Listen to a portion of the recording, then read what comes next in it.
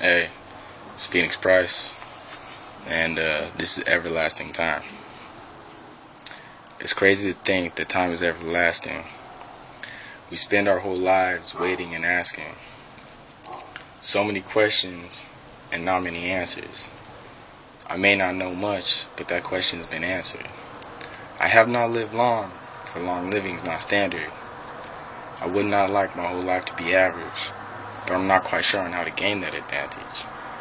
When so many people are taking advantage by lying and deceiving, just all around being misleading.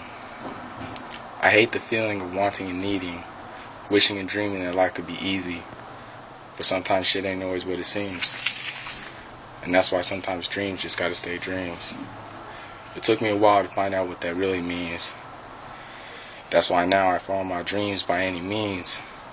So much so, I play them out like movie scenes.